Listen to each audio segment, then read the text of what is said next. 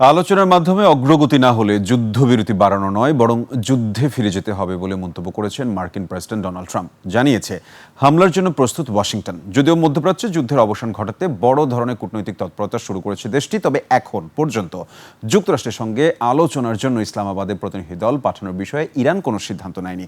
অন্যদিকে মার্কিন নিষেধাজ্ঞা তোয়াক্কা না করেই হরমুজ দিয়ে নিজ দেশের জলসীমায় প্রবেশ করেছে ইরানের একটি জাহাজ। বিস্তারিত আফসানা নীলার রিপোর্টে।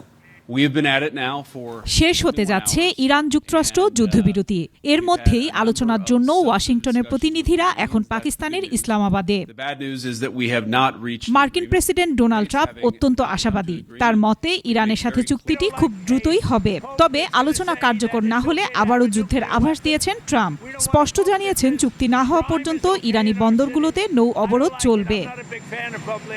তবে ওয়াশিংটনের কোনো আশাকে সহজভাবে নিচ্ছে না তেহরান। ইরানের পার্লামেন্ট স্পিকার মোহাম্মদ বাঘের কালিফা কড়া হুঁশিয়ারি দিয়ে বলেছেন, হুমকির ছায়ায় থেকে ইরান কোনো আলোচনায় বসবে না। তিনি আরও জানান, প্রয়োজনে রণক্ষেত্রে নতুন তাসের চাল বা চমক দেখাতে প্রস্তুত ইরান। এখনও পর্যন্ত পাকিস্তানে কোনো প্রতিনিধি পাঠায়নি তেহরান। এমনকি যুক্তরাষ্ট্রের নৌবাহিনীর একাধিক হুমকি ও অবরোধ উপেক্ষা করে ইরানি তেলবাহী জাহাজ নিরাপদে দেশের জলসীমায় প্রবেশ করেছে। সিলি সিটি নামের ওই ট্যাঙ্কারটি ইরানি নৌবাহিনীর সহায়তায় আরব সাগর অতিক্রম করে ইরানের আঞ্চলিক জলসীমায় পৌঁছায়। অন্যদিকে লেবানন সীমান্তেও বাড়ছে অস্বস্তি।